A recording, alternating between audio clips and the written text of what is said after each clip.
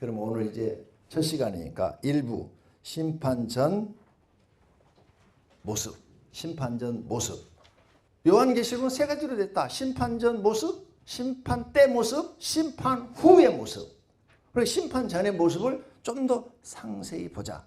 하늘과 땅의 모습을 우리에게 하나님이 사도 요한에게 보여줬다는 거죠. 자, 그러면 이 말이 맞는가? 1장 기록하게 된 동기가 맞는가 보도록 하겠어요. 1장 기록하게 된 동기. 사도 요한이 계시록을 기록하게 된 동기는 예수 그리스도께서 기록하라 하셨기 때문이다. 1장 19절 말씀. 이 장면들을 보여주고 예수님이 사도 요한한테 기록하라고 그랬어. 기록하라고 안 했으면 사도 요한이 기록할 이유가 없죠. 기록하게 된 동기가 내가 써야지, 종말에 대해서 써야지, 그래서 쓴 게 아니라는 거죠. 예수님이 요한아 너에게 보여주는 거 다 기록으로 남겨라. 그래서 기록하게 됐다는 거죠. 그러니까 여긴 사람의 힘이 들어간 게 아니에요. 예수님이 미래에 일어날 일을 사도 요한에게 보여주고 기록하라. 그래서 기록하게 된 줄로 믿습니다. 그래서 1절 예수 그리스도의 계시, 2절 요한이 본 것을 증언, 3절 읽고 듣고 지키는 자가 복이 있다. 4절에서 6절 아시아 7교회에 보낸 이 편지를, 이 기록한 것을 어디로 보내라고? 아시아 7교회로 보내라. 왜? 7교회가 이걸 읽고 정신을 차려서 예수님이 언제 재림하든지 들림받게 하든지 아니면 죽을 때 재림받는 신앙을 갖고 있으면 100% 구원도 받죠. 그래요. 구원받게 하기 위해서 보내라 그런 거죠. 그 다음 7절 8절 모든 사람의 보이게 재림한다. 아무도 모르게 재림하지 않는다. 다 본다고 그랬어요. 네, 다 본다고. 예수님이 지금 요한에게 그렇게 말씀하는 거예요. 그러니까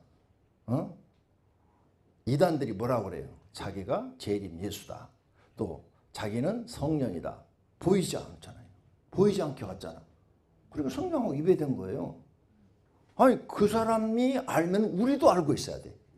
왜? 보이게 재림한다고 그랬잖아요. 근데 우리는 모르잖아. 근데 지가 재림 예수라고 그러고 자기가 성령이라고 그러니까 사기치는 거죠. 그 분별력이 우리한테 있어야 돼요. 그 다음 9절에서 11절 계시받은 장소, 반모섬에서 받았죠. 하나님 나라의 모습이 보이고 예수님의 모습이 보이고 17절 예수님의 위엄 앞에 엎드렸어요. 요한이 딱 엎드려. 그 다음 심판의 권세를 가지신 예수님의 모습을 받고 예수님이 19절에 기록하라 명령을 내리니까 아멘 하고 요한이 기록한 거예요. 그 다음에 그 예수님이 7별과 7 촛대를 들고 계셨는데 거기에 대해서 또 친절하게 다 해석을 해줬어요. 뭐 하나도 어려운 게 없어요. 그냥 읽기만 하면 성도들도 다 알 수 있는 내용이에요. 자, 그러면 이제 1장 공부를 해보도록 하겠어요. 첫째, 예수 그리스도의 계시라 그랬어요. 1절, 예수 그리스도의 계시라. 요한계시록은 사도 요한이 만들어낸 게 아니라 예수님이 알려주신 것이다. 그 말이에요. 응? 이는 하나님이 그에게 주사 반드시 속히 일어날 일들을 그 종들에게 보이려고 그의 천사를 그 종 요한에게 보내어 알게 하실 것이라. 아멘. 성경 읽고 나면 아멘 합시다. 예. 그래서 그냥 이건 읽기만 해도 다 이해가 되잖아요. 뭐 특별한 주석이 필요 없어요. 그냥 읽기만 예수님이 요한한테 계시한 것이구나. 그리고 일어날 일, 미래에 일어날 일을 알려주신 것이구나. 그다음 2절 요한은 하나님의 말씀과 예수 그리스도의 증거 곧 자기가 본 것을 다 증언하였느니라. 아멘. 예. 예수님이 계시한 것을 그대로 다 썼다 이거예요. 책에다. 다 써서 7교회에 보냈다는 거죠. 더하지도 않고 빼지도 않았다는 거예요. 이 말은 22장에 나와요. 끝에 가서 더하면 모든 저주, 성경에 말한 저주가 너에게 임할 것이요 빼면 생명책에서 이름을 빼버렸다고 그랬어요. 그럼 요한이 무서워가지고 더할 수도 없고 뺄 수도 없는 거죠. 그냥 주님이 보여준 대로만 기록한 거예요. 또 요한이 이해가 안 되는 부분도 있을 거 아니에요. 이제 첫째와 둘째와 셋째가 가면은 재앙이 일어나는데 이해가 안 되잖아요. 근데 자기 생각을 거기다 쓸 수가 없어요. 왜? 더하면 저주가 임한다고 그러고 빼면 생명력에서 빼버린다고 그러니까 오늘 이 말씀대로 본 것을 다 증언하였느니라. 더하지도 않고 빼지도 않고 보여준 대로만 기록했다. 그 말이에요. 모르는 것은 요한도 모르는 거예요. 나도 모르는 건 모르는 거예요. 나는 모르면 솔직하게 모릅니다. 이렇게 말을 해요. 근데 모르는데 아는 척에다가 잘못 해석하면 주님 앞에 더했으니까 책망받으라고 저주 다 받으라고. 근데 내가 성경을 읽다가 느끼는 게 지금 내가 알고 있는 것만 바르게 신앙생활 딱 해도 구원받는데 아무런 문제가 없고 예수님 재림하는데 아무런 문제가 없어요. 100% 들림 받을 수 있습니다. 아는 것만 신앙생활 해도 돼요. 모르는 것까지 막 파헤쳐가지고 이게 맞냐 틀리냐 따지기 좋아하는 사람들이랑 그런 거 하라고 그래요. 난 그런 거 하고 싶지가 않아요. 성경에 보면 난해한 구절들이 있잖아요. 제일 여러분들이 많이 들은 얘기가 가인이 제사 잘못 드려갖고 저주를 받았는데 가인이 말하기를 다른 사람들이 나를 만나면 죽이려고 할 텐데 어떻게 하면 좋냐 이런 말 했는데 그때 가인하고 아벨밖에 없는데 다른 사람이 어디 있냐. 그거 갖고 따지잖아 사람들이. 다른 사람이 어디 있냐. 나도 모르니까 가서 주님한테 물어봐. 그거 갖고 논쟁을 해요. 그거에서 논쟁에서 이기면 뭐 밥이 나와 돈이 나와. 뭐 신앙이 높아져 낮아져. 나는 그런 학자들을 볼 때요. 너무 똑똑한 척한 거 아니야? 그냥 모르면 그냥 모른 척 넘어가면 되지. 그거 몰라도 우리가 구원 받는데 지장이 있어요 없어요? 복 받는데 지장이 있어요 없어요? 없어요. 아는 것만 신앙생활 똑바로 하면 된다니까요. 그런데 그런 거 논쟁 막 엄청나게들 해. 그런 게 성경 구절에 난해한 게 많이 나오거든요. 왜? 성경에 상세하게 기록을 다 안 했잖아요. 상세하게 기록을 다 했으면 그런 난해한 게 없을 텐데 어떻게 그 성경 안에다가 인류의 역사를 하나님이 하신 일을 다 집어넣어요. 못 집어넣어요. 그러니까 그냥 딱딱 주제만 하고 막 지나갔을 뿐인데 그거 갖고 막 따져요. 콩이야 팥이야. 나는 그런 거 따지 않습니다. 나는 성령 받은 뒤로는요. 창세에서 요한계시록까지 100% 믿어져요. 하나도 의심이 안 되어져요. 난 의심이 안 되니까 그런 것이 내 마음에서 의구심이 생기질 않아요. 뭐 하나님이 그러실만 하니까 그렇게 기록하셨겠지. 근데 이제 이걸 내가 억지로 해서 한다면 이런 해석이 나와요. 아담과 하와가 에덴에서 추방되어 나와가지고 가인과 아벨을 낳았어요. 둘이 성인이 됐어. 그럼 그동안에 둘 만났어? 더 낳았겠지. 딸들도 낳았을 거 아니에요. 그죠? 근데 딸들은 성경에 기록을 안 하잖아. 그러니까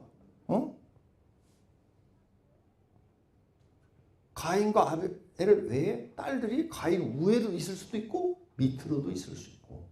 그러니까 가인이 아벨을 죽였다. 그러면은 형제들이 있었잖아. 기록이 안 됐을 뿐이지. 그 다음에 세 번째 가서 셋을 낳았다고 이렇게 되어 있잖아요. 아벨 대신 하나님이 셋을 주니라. 그러니까 그러면은 아담이 900살 넘게 살았는데 그럼 3명밖에 안 낳았다는 얘기요? 그럼 더 말이 안 되잖아요 그거. 그러니까 따지지 말라고 성경 그냥 믿으라고. 인간의 IQ 겨우 100 평균 대한민국 평균 IQ가 108이라고 나와 있어요. 그 108 IQ 갖고 하나님의 그 지혜와 지식을 우리가 어떻게 쫓아가냐고요. 인간이 너무 잘난 척하니라고 따진다고 생각해요. 저는 안 따져요. 하나도 그런 거. 지금까지 성령 받고 난 뒤로 궁금하게 생각한 게 하나도 없어요. 그냥 저는 기록한 대로 믿는 사람입니다. 할렐루야.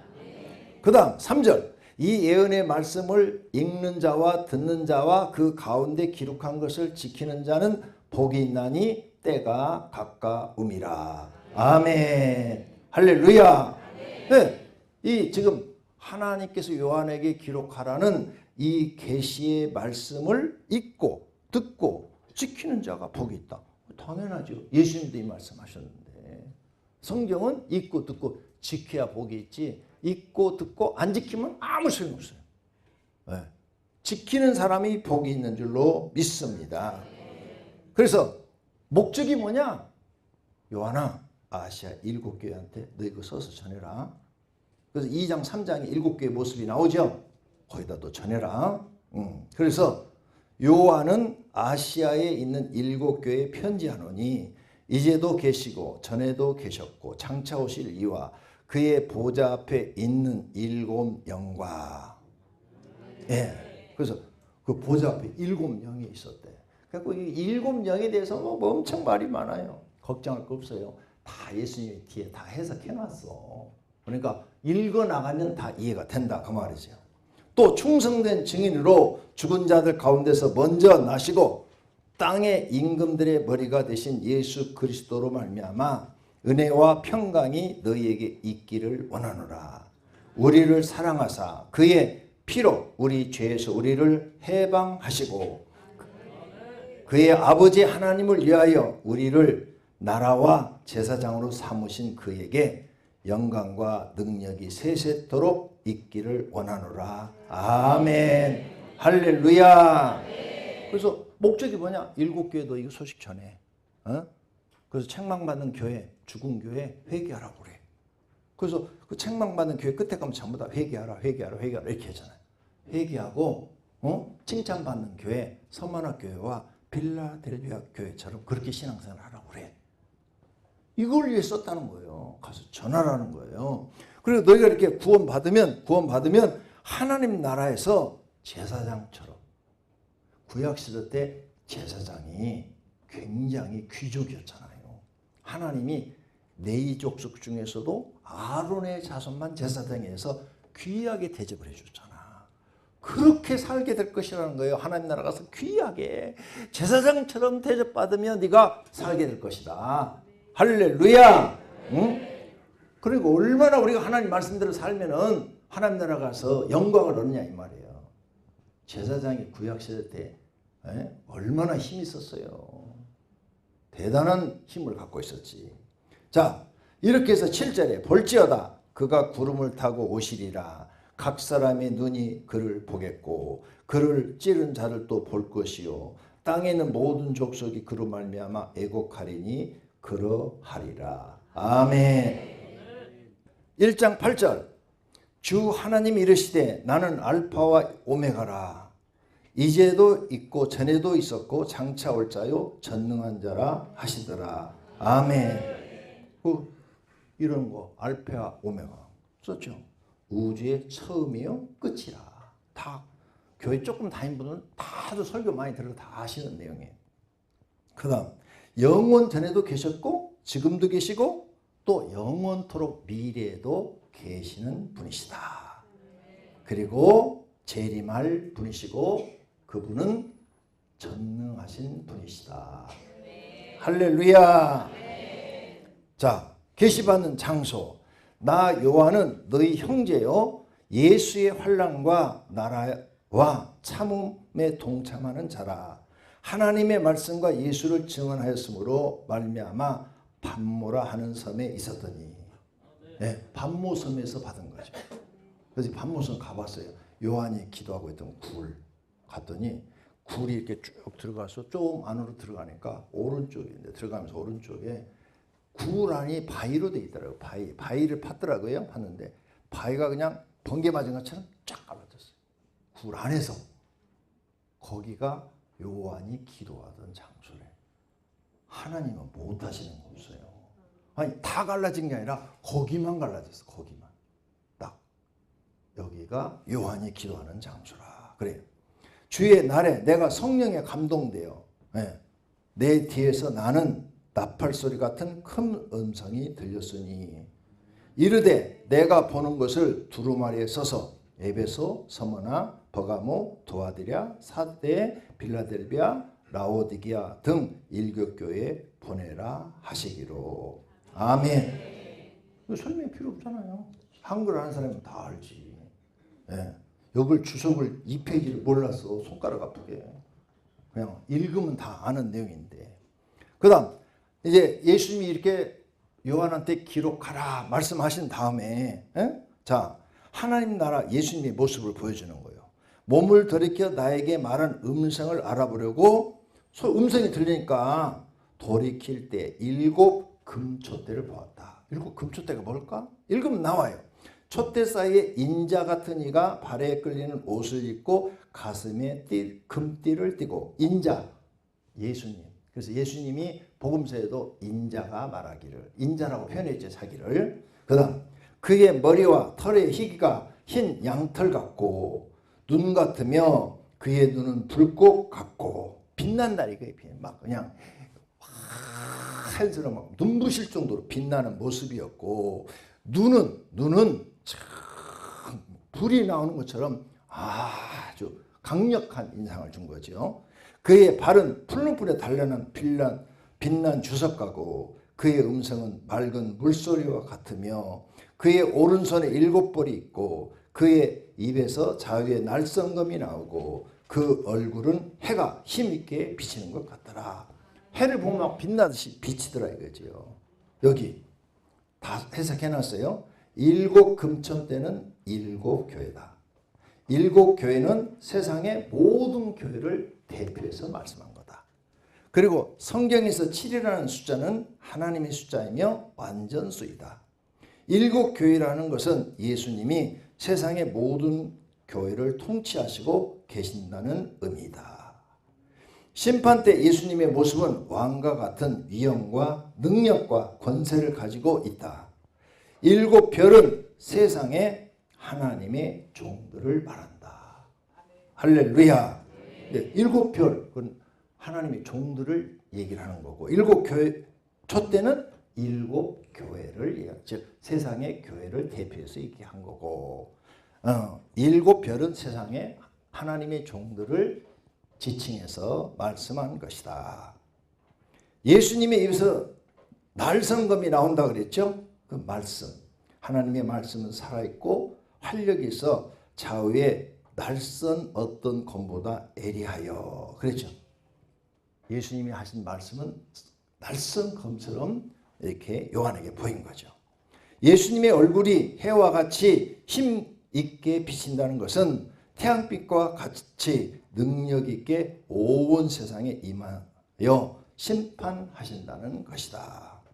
해를 쳐다볼 수 없듯이 하나님의 심판에 아무도 반항하거나 도전할 수 없다. 할렐루야. 17절 내가 볼 때 그의 발 앞에 엎드려져 죽은 자 같이 되매 당연하죠. 이런 막 장엄한 모습을 봤잖아요. 나도 그렇고 여러분도 그럴 거예요. 막 이런 모습을 보고는 내가 너무너무 별것도 아니고 초라하고 그 다음에 죄인이거든요. 지금 요한 지금 발 앞에 엎드려져 죽은 것처럼 됐다. 나는 이 말이 이해가 돼요. 내가 경험을 해봤으니까. 와, 정말 말로 표현할 수가 없어요. 너무너무 부끄러워서 얼굴을 들 수가 없어요. 그가 오른손을 내게 얹고 이르시되 두려워하지 말라. 나는 처음이요 마지막이다. 이렇게 말씀하셨죠. 네? 거기 설명 다 해놨죠. 네. 그 다음 18절 곧 살아있는 자라. 처음이고 마지막이고 살아있는 자라. 내가 전에 죽었노라. 예수님 십자가에 죽으셨잖아요. 볼지어다 이제 세세토록 살아있어 사망과 음부의 열쇠를 가졌노니 사람을 심판하는 열쇠를 가졌다는 거죠. 그죠?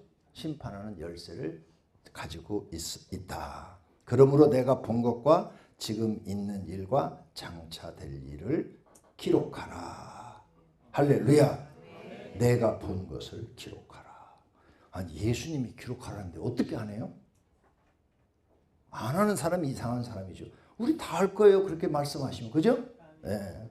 그 다음 계시록 19장 9절에 천사가 내게 말하기를 기록하라. 어린 양의 혼인잔치에 청함을 받은 자들은 복이 있다 하고 또 내게 말하되 이것은 하나님의 참되신 말씀이라 하기로. 아멘. 네. 여기서도 기록하라. 천사도 기록하라고 그러잖아요. 근데 예수님이 기록하라 그랬어요. 20절 내가 본 것과 내 오른손의 7별의 비밀과 또 7 금촛대라. 7별의 7 교회 사자요 7 촛대는 7 교회니라. 앞에서 다 해석해 줬죠? 네. 이렇게 해서 이것은 요한의 생각대로 쓴 것이 아니라 예수님의 명령에 의해서 기록했고 예수님이 어떤 모습, 심판자의 모습으로 그에게 보여주셨다. 나타나 주셨다. 할렐루야. 예, 이게 1장이 이제 끝나는 거예요. 그래서 이제 2장으로 넘어갑니다. 2장하고 3장은 합했어요. 왜? 7교회가 2장하고 3장에 기록되어 있으니까. 그래서 2장과 3장은 세 가지로 기록되어 있어요.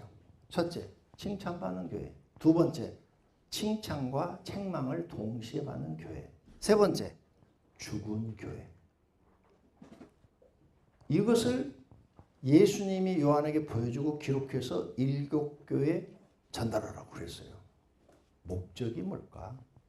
목적을 알고 넘어가도록 할게요. 책망받는 교회, 죽은 교회는 회개하라는 거예요. 그래서 칭찬받는 교회를 만들라는 거예요. 만약 회개치 아니하면 거기 토해버리겠다고 그랬죠. 라오디가 교회. 회개치 아니면 토해버리라. 이 말은 뭐예요? 심판해버리리라. 너를 버리리라. 이런 뜻이잖아요. 네? 그러니까 이 책망받는 교회, 칭찬과 책망을 동시에 받았어요. 동시에 받은 이 교회들이 고치지 않으면 너희 그 책망받는 것을, 칭찬받는 것을 그대로 놔두되 책망받는 것을 고치지 않는다면 너네는 구원받지 못한다. 예수님 오실 때 들림받지 못한다. 이런 뜻이에요. 그러니까 이 편지를 너희한테 보내니까 이제 정신 차려서 회개하고 고쳐서 칭찬받는 교회를 만들어라. 할렐루야. 죽은 교회는 당연히 심판받는 거고요. 근데 죽은 교회를 할지라도 회개하고 고치면 살아날 수가 있죠. 사도행전을 자세히 보시면 거기에 100% 구원이 없는 거 아니에요. 다 죽었는데 그 중에 몇 명은 살아있다고 말씀을 하셔요. 몇 명은. 그러니까 나머지 그 죽은 사람들도 그 살아있는 사람처럼 신앙생활을 하면 구원받는 거죠. 그러니까 이 7교회를 기록한 목적은 뭐냐? 심판하려고 기록한 게 아니에요. 심판받을 사람들이 정신 차리고 구원받으라는 얘기예요. 내가 너희들한테 기회를 줄 테니까 회개하고 고쳐서 구원받는 사람이 되라. 할렐루야. 그런 의미로 기록을 하라고 하셨고 7교회 이 편지를 전달하라고 말씀하신 줄로 믿습니다. 그러므로 지금도 우리에게 하신 말씀이에요. 우리가 내가 책망받을 일이 있어. 회개하고 고치면 되는 거예요. 간단해요. 고치면 되는데 안 고치려고 하니까 문제죠. 죽었어. 다시 내 영 살리면 되는 거야. 어떻게 살려? 막 금식 기도하고 하나님 앞에 나 살려달라고 매달려야죠. 내 잘못했다고 그러고 그러면 다시 하나님이 은혜 주시면 깨달아지고 고쳐지고 칭찬받는 교회가 될 줄로 믿습니다. 이것을 하기 위해서 목적이 그거예요. 그러니까 이걸 공부하면서 나도 이런 사람이 돼야 되겠다. 칭찬받는 사람이 돼야 되겠다. 이렇게 결심할 수 있는 시간이 되기를 바랍니다. 할렐루야. 그러면 2장, 3장의 내용을 요약해 보겠습니다. 2장 1절에서 7절은 에베소 교회 칭찬도 받고 책망도 받았어요. 8절에서 11절은 서머나 교회 칭찬만 받았어요. 12절에서 17절은 버가모 교회 칭찬도 받고 책망도 받았어요. 2장 18절서부터 29절은 두 아들이 학교에 칭찬도 받고 책망받았어요. 3장 1절서 6절은 사대교회, 죽은 교회, 책망만 받았어요. 7절서 13절은 빌라델비아 교회, 칭찬받았어요. 14절서 22절은 라오디게아 교회, 칭찬과 책망 다 받은 줄로 믿습니다. 네. 그러면 첫째, 에베소 교회부터 배우도록 하겠습니다. 에베소 교회는 칭찬과 책망을 받았다. 이렇게 되어 있어요. 에베소 교회 사자에게 편지하라. 7손에 있는 7별을 붙잡고 7금 촛대 사이를 거니는 이가 이르시되 그랬죠. 그러니까 7 촛대는 교회를 말하니까 교회 사이에 별은 하나님의 종들, 하나님의 별들을 다 하나님이 통치하고 계시는 그분이 말씀하셨다 그 말이에요. 말씀하셨다. 그래서 칭찬을 합니다. 내가 내 행위와 수고와 내 인내를 알고 또 약한 자들을 용납하지 않은 것과 악한 자들을 용납하지 아니한 것과 자칭 사도로 하되 아닌 자들을 시험하여 그의 거짓된 것을 내가 드러낸 것과 이걸 칭찬한대요. 3절 또 내가 참고 내 이름을 위하여 견디고 게으르지 아니한 것을 아노라. 칭찬이에요. 네. 세상 살기 어려워도 잘 참고 견디고 신앙생활 잘했다는 거예요. 부지런하게. 그런데 책망할 것이라는 거죠. 응? 그러나 너를 책망할 것이 있나니 너의 처음 사랑을 버렸느니라. 그러므로 어디서 떨어졌는지를 생각하고 회개하여 처음 행위를 가지라. 만일 그리하지 아니하고 회개하지 아니하면 내가 내게 가서 내 촛대를 그 자리에서 옮기리라. 회개하지 않으면 교회를 옮겨버리겠다. 심판해버리겠다. 이런 뜻이에요. 그러니까 처음 사랑을 회복해라. 처음 사랑이 뭘까? 여러분이 교회 나와서 처음으로 성령을 받았을 때 은혜를 받았어요. 그때 막 눈물을 흘리고 막 통곡을 하고 막 하나님 앞에 하나님 용서해달라고 그러고 막 그런 성령 역사를 경험했어요. 그래가지고 막 그때는 얼마나 그냥 마음이 기쁘고 즐거워서 교회 가서 막 일도 하고 기도도 하고 막 교회 다니는 게 행복하고 막 이랬어요. 근데 시간이 지나면서 세상에 물들어가지고 그걸 다 잊어버렸어. 그냥 교회 그냥 형식적으로 다니는 거야. 주일날 되니까 가고 안 가면 하나님 혼날 것 같고 그런 것 책망하겠다는 거예요. 일 몇 개 주니까 그냥 마지못해서 하고 너 처음에 그 사랑으로 하나님이 일을 하라는 거죠. 그걸 회복하라는 거예요. 할렐루야. 예. 그 다음 오직 내게 이것이 있으니 내가 니골라 당의 행위를 미워하는도다. 나도 이것을 미워하노라. 예. 사도행전 6장에서 7 집사를 세울 때 니골라 집사가 있어요. 스데반 집사하고 같이 세워졌어요. 그때 이 사람 성령 받은 사람이에요. 근데 성경학자들이 쓴 걸 보니까 그 니골라가 변질됐대요. 그래서 능력이 많이 나타나니까 이단이 됐대요. 그래서 그 이단이 된 니골라를 미워하는 거, 그것도 하나님이 아신대요. 근데 너희 그 첫사랑 회복 안 하면 촛대로 옮겨버릴 거야. 그러니까 빨리 회개하고 첫사랑 회복해. 하나님 일을 할 때 억지로 하는 것도 아니고 마지못해서 하는 것도 아니고 형식적으로 하는 것도 아니고 네가 진짜 하나님을 사랑하는 마음으로 기쁜 마음으로 그죠? 일을 해야 된다 이 말이에요. 그거 회복하라는 거예요. 안 되면 또 간단해요. 영성 회복하는 거. 3일만 금식하시면 돼요. 정말요. 3일만 딱 금식하시면 영성이 딱 회복이 돼요. 그리고 다시 막 그 마음이 생겨요. 3일 금식 기도만 하면은. 그러면 그걸 잘 유지하기 위해서 이제 매일 기도 생활하면 돼요. 3일 금식 기도하고 또 기도 생활 안 한다 한 달 지나면 싹 사라져버려요. 기도를 꾸준히 안 하면요, 첫사랑 없어지더라고요. 매일 기도 시간을 정해놓고 꾸준히 하셔야 돼요. 그래야 성령 하나님이 계속 내게 은혜를 주셔서 내가 하나님을 사랑하는 마음으로 신앙생활을 하는 거예요. 할렐루야. 그렇게 하시기를 바랍니다. 6장 5절 온 무리가 이 말을 기뻐하여 믿음과 성령이 충만한 사도행전, 여기 지금 니골라 얘기하는 거예요. 스데반과 또 빌립과 브로고로와 니가노르와 디몬과 파메나와 유대교에 입교했던 안디옥 사람 니골라를 택하여. 니골라 나오죠? 네, 초대교회 집사 세울 때 니골라, 이 사람이. 그러니까 여러분, 능력 받았다고 교만하지 마세요. 그럼 마귀가 틈타가지고 변질시켜버려요. 니골라가 처음에 성령이 충만하고 지혜가 충만하고 칭찬받은 사람이었잖아요. 그런데 변질되어 버렸어.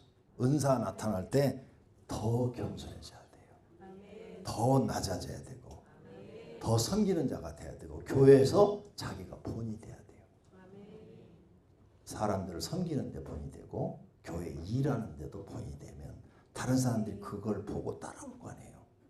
자기가 다른 사람들을 좋은 길로, 복된 길로 본을 보여서 따라오게 하는 거, 그게 성령의 역사인 줄로 믿습니다. 2장 7절 귀 있는 자는 성령이 교회들에게 하시는 말씀을 들을지어다. 할렐루야. 네, 지금 이게 사람의 말이 아니라는 거예요. 성령 하나님이 하시는 말씀이라는 거죠. 그래서 너희는 마귀한테 지지 말고 이기는 자가 되라. 그러면 하나님 나라에 있는 생명나무의 열매를 먹게 하리라. 할렐루야. 그리고 뭐예요? 멸망하려고 이 말씀하신 거예요? 회개하고 고치라고 이 말씀하신 말이에요. 살리려고. 교회는 뭐냐? 사람을 살리는 곳이 돼야 돼요. 영혼을 살리는 곳이 돼요. 그 사람이 잘못했어도 살리려고 해야 돼요. 그래서 사는 방법을 가르쳐야 돼요. 잘못했어도. 큰 죄를 졌어도, 집사님 기도원에 가서 3일만 금식하고 오셔. 그러면 해결될 거야. 여기 사는 방법을 가르쳐 줘야 돼요. 가서 5일만 금식하고 와. 밉다고 가서 40일 금식하고 오고. 이런 소리 하지 말고. 그 못해요. 못해. 40일. 목사도 못하는데 어떻게 해. 근데 3일, 5일은 다 할 수 있어요. 5일은 해도 절대 안 죽어. 몸이 약한 사람도 3일 해도 안 죽어요. 오히려 은혜를 받아요. 은혜를 받아서 영이 회복돼요. 영이 회복되니까 육도 회복이 일어나요. 할렐루야. 그래서 막 침체되신 분들, 그 다음에 죄를 많이 지셔서 그냥 다른 사람이 모르는 막 수많은 죄를 졌어요. 그런 사람이 3일 금식하면 자기 죄가 다 떠올려. 그리고 3일 금식하는 동안에 다 자기가 알아서 회개해. 여기서 얘기 안 해도 다 회개하고 3일 후에는 마음이 막 기쁘고 편안하고 하나님의 은혜가 충만해지는 줄로 믿습니다. 사는 방법을 가르쳐 줘야 돼요. 교회에서는. 죽이는 방법 가르치지 말고. 그 다음 선문학교에 칭찬만 받았죠. 선문학교에 칭찬만 받았어요. 이렇게 칭찬받는 교회가 있어요. 여러분이 그냥 읽으면 다 알아. 선문학교에는 칭찬받았는데 뭐 책망할 게 없는데. 그 다음 세 번째 버가목교회 칭찬과 책망을 받았어요. 그래서 일교교회가 이제 다 지나갑니다. 여러분 읽기만 하면 다 안다니까요. 그렇게 어려운 내용이 아니에요. 근데 이제 이것을 기록한 더 중요한 목적을 우리가 이제 알아야 돼. 참고 1 페이지에 나와요. 참고 1. 일곱 교회는 칭찬, 책망, 죽은 교회로 나누어 말씀하셨다. 예수님 재림 때에 칭찬받는 교회는 들림을 받는다. 맞죠? 칭찬받고 책망받는 교회는 들림받지 못한다. 들림받고 싶으면 회개하고 고쳐라. 그 뜻이죠? 저는 그렇게 받아들였어요. 죽은 교회도 들림받지 못해요. 근데 그 중에 몇 사람은 구원받는다고 써놨어요. 그러니까 그 구원받는 사람 보고 내가 배워서 그 사람 쫓아가면 사는 거예요.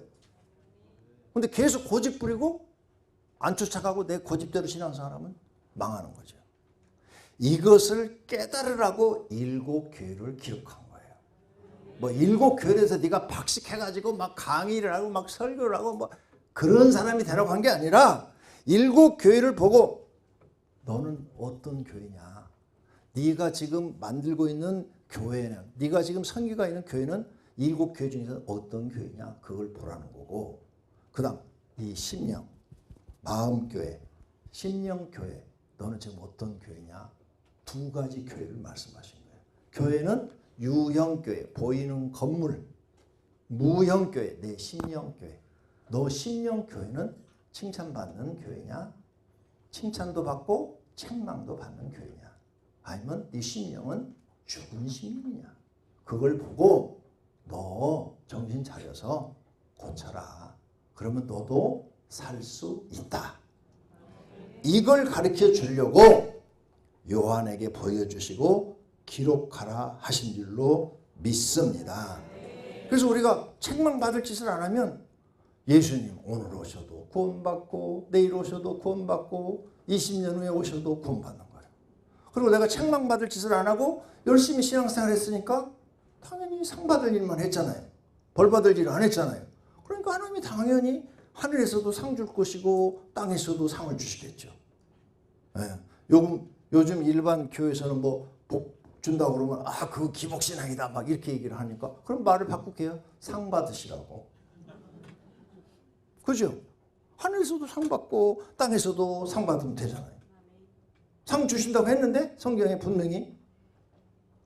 그러니까 하나님 말씀대로 살면 누구나 다 상 받는 줄로 믿습니다. 할렐루야. 그렇게 살면 그게 재림 준비한 신앙이에요. 뭐 특별하게 할 필요 없어. 집 안 팔아바쳐도 돼. 필요 없이 난해한 구절을 파헤쳐서 100% 확실하지도 않는 주장을 하라는 것이 아니에요. 깨달은 것만이라도 실천하여 심판받지 말고 들림받으라는 뜻으로 기록하신 거예요. 모두가 마태복음 25장에 슬기로운 5처녀처럼 기름을 준비하여 신랑을 맞이하는 성도와 교회가 되기를 바랍니다. 그래서 예수님이 마태복음 24장에서 종말에 대한 얘기를 하고 심판에 대한 이야기를 했습니다. 그렇죠? 종말과 심판에 대한 얘기를 했죠. 그리고 나신 다음에 25장으로 넘어가면서 10처녀의 비유를 했어요. 5처녀는 기름 준비해서 슬기로운 처녀라고 그랬고 기름을 준비 못한 5처녀는 미련한 처녀라고 그랬어요. 그런데 신랑이 오실 때 기름 준비한 5처녀만 신랑을 맞이했다 그랬어요. 그 우리보다 뭐라는 거야? 너 그런 슬기로운 처녀가 되라. 신앙으로 잘 준비되어 있는 사람이 되라.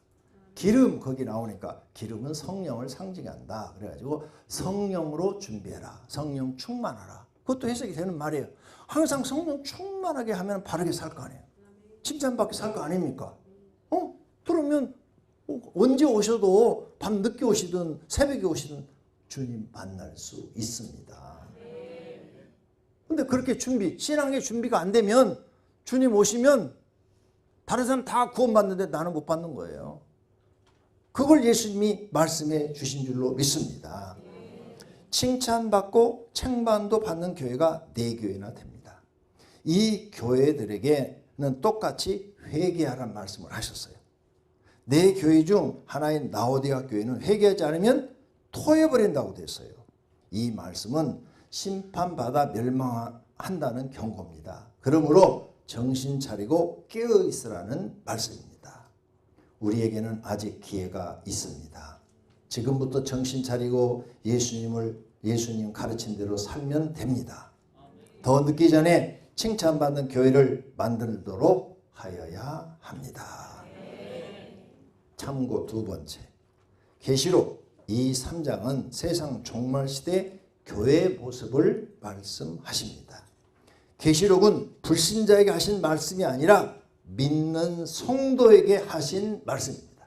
7교회가 다 하나님 믿는 교회잖아요. 성도한테 전하라고 한 거예요. 지금 이거. 불신자한테 전하는 얘기가 아니에요.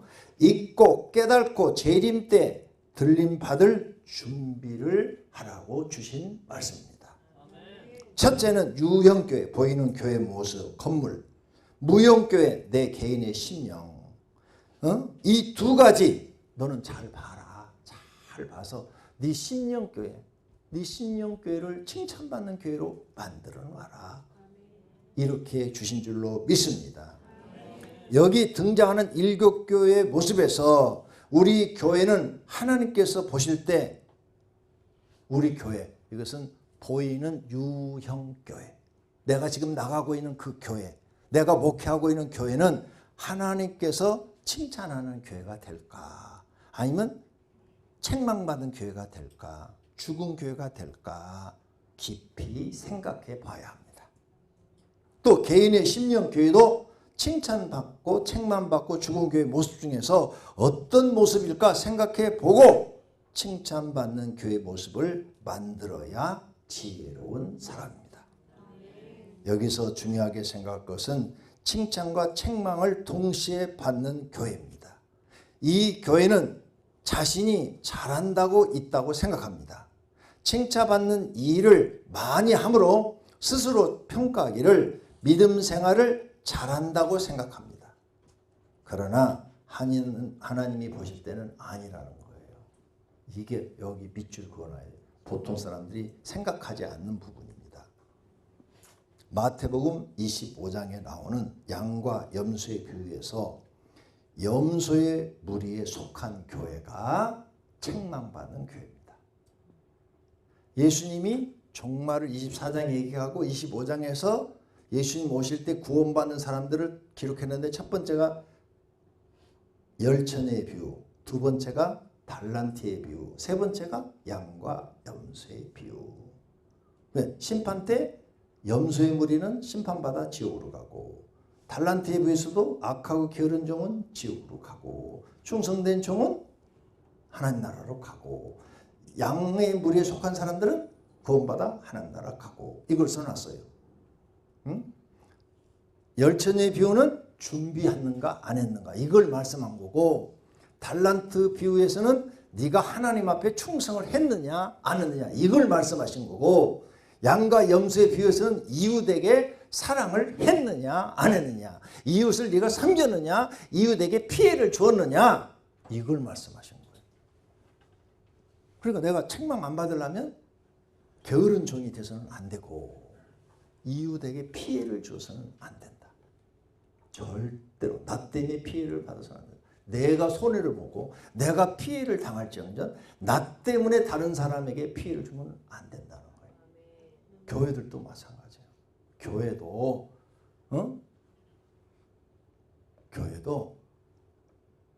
교회가 성도들끼리도 교회가 목회자도 성도들에게 피해를 주서는 안 되고 성도도 목회자에게 피해를 주서는 안 되는 거죠. 서로가 우리는 섬기는 관계가 돼야 되는 거예요. 예수님이 나는 너희를 섬기러 왔노라. 그래서 섬김의 본을 보여줬어요. 발도 씻겨주셨어.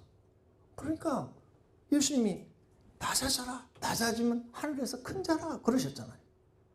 근데 타락한 교회들은 반대로 하잖아요.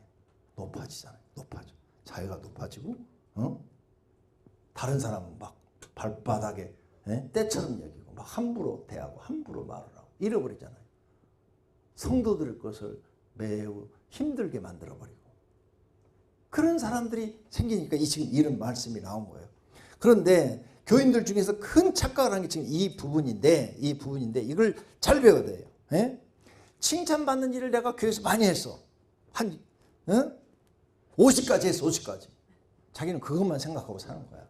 근데 책망받을 일을 해서 나 때문에 피해를 당한 이웃이 있고 또 하나님 앞에는 내가 충성한 것 같은데 하나님 볼 때는 진짜 충성한 게 아니야. 그게 올바른 신앙생활이에요. 책망받을 신앙생활이에요. 그러니까 어떤 사람들이 교회에 나와서 막 일을 많이 해요. 많이 해놓으면 그거 해놓고 자기가 잘못한 것은 하나도 몰라.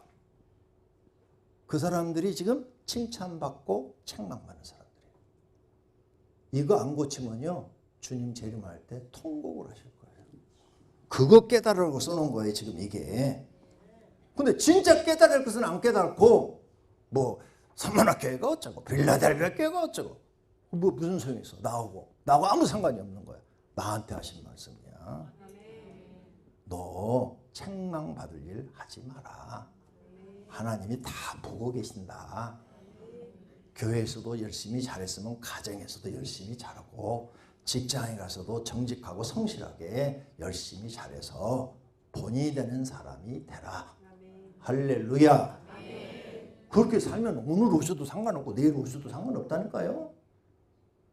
내가 이렇게 보니까 신앙생활 잘못하시는 분들이 너무 많아.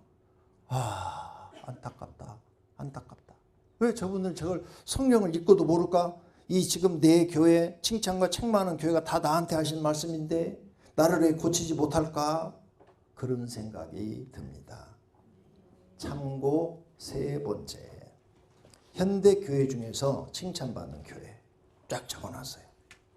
예수님의 가르침을 깨닫고 말씀대로 행하는 교회, 하나님을 사랑하고 섬기는 교회, 이웃을 사랑하고 섬기는 교회, 성령 받은 것을 중요하게 가르치고 기도를 많이 하는 교회, 성령 충만한 교회, 하나님의 법을 교육하고 생명처럼 지키는 교회, 십계명을 지키는 교회.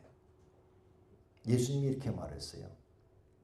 너희가 나를 사랑하면 나의 계명을 지키라. 그러면 성경에 정확하게 계명 이렇게 된 것은요, 모세를 통해 주신 십계명, 그리고 예수님이 새 계명을 너희에게 주노니 이웃을 사랑하라. 이거밖에 없어요. 하나님이 우리에게 계명이라는 이름을 딱 붙여갖고 준 것이. 그런데 예수님이 또 정리를 해줬어요. 첫 번째 계명이 뭡니까? 하고 율법 사람이 물어봤어요. 그랬더니 첫 번째는 주 너희 하나님을 사랑하라. 두 번째는 이웃을 내 몸같이 사랑하라. 근데 이것을 성경을 쭉 더 구절을 찾아 나가 보니까 10계명이 1계명에서 4계명이 하나님을 사랑하고 섬기는 계명이고 5계명에서부터 10번째가 이웃을 사랑하고 섬기는 계명이더라 이거예요. 그리고 하나님이 불러서 친히 글자를 쓴 것이 성경 전체 66권에 10계명밖에 없다.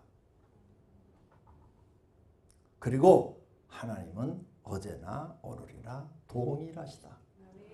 그래서 구약의 말씀이나 신약의 말씀이나 다 똑같아요. 그래서 성경을 모르신 분들이 구약은 율법으로 구원받고 신약은 은혜로 구원받는다고. 아니요. 구약도 은혜로 구원받았어요. 아브라함도 은혜로 구원받고 모세도 하나님이 은혜로 구원받고 다 은혜로, 하나님의 은혜가 아니면 구원받을 사람이 구약도 한 명도 없어요. 신약도 마찬가지. 은혜로 구원받는 거예요. 율법을 로마서에 바울이 이렇게 말했어요. 율법을 완벽하게 지키는 사람은 한 명도 없다고 그랬어요. 한 명도 없다. 그 다음 율법 하나만 어겨도 율법을 어긴 죄다. 죄값은 사망이다. 일어났어요. 그럼 구약의 사람들이 완벽하게 지킨 사람이 있다는 거예요? 없다는 거예요? 한 명도 없어요. 그럼 우리를 보면 알아. 여러분 교회 나오지만 완벽하게 하나님 말씀 다 지켜요? 목사님들 다 지켜요? 나도 못 지켜요. 그리고 하나님 은혜가 아니면 나도 그거 못 받아요. 바울의 말씀이 딱 맞아요. 좀 더 깊이 들어가면 다 같은 말씀이야. 할렐루야. 예. 그래서 교회는 하나님의 법을 지켜야 하고 십계명 지켜야 돼. 그 다음 목회자가 낮아져서 교회와 성도를 섬기는 교회가 돼. 이거 정말 한국교회 개혁이 일어나야 돼. 제가 부흥사가 와서 부흥할 때마다 성도들은 목사를 대접해야 복 받습니다. 교회를 뭐 이렇게 섬겨야 복 받습니다. 이런 설교를 엄청 듣고 신학교 가서도 그런 얘기를 엄청 들었어요. 그래서 저도 처음엔 몰라서 그렇게 가르쳤어요. 요한계시록 몰라서 가르치는 거 똑같아요. 근데 성경을 매일 한 장씩 연구해서 가르치다 보니까 그 뜻이 아니네. 성경이 창세기 요한계시록까지 그게 아니야. 오히려 반대로 목사가 성도를 섬겨야 되는 거예요. 예수님이 제자들한테 섬기는 자가 되라고 그랬어요. 그래야 너 천국에 가서 큰 자가 된다. 섬겨라 가르쳐 줬어요.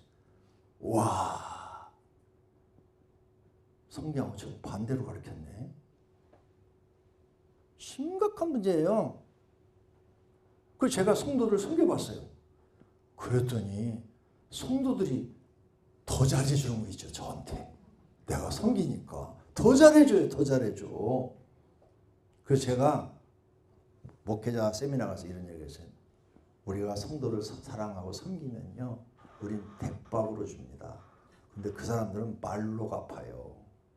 그래서 예수님이 섬기라고 한 겁니다. 이 진리를 깨달은 거예요. 할렐루야. 정말 그러더라고요. 그래서 목회자가 낮아서 교회와 성도를 섬기는 교회, 칭찬받는 교회인 줄로 믿습니다. 사람의 뜻을 내려놓고 하나님의 뜻만 이루어드리는 교회. 아, 목사가 유명해져서 뭐 할 거예요? 네? 유명해져서 뭐해요? 유명해지려고 목회하시면 절대 안 돼요. 나는 하나님의 뜻을 이루어드리려고 목회하셔야 돼요. 내 뜻은 다 내려놓는 거예요. 아, 무명이면 어때? 하나님만 인정해 주시면 되죠.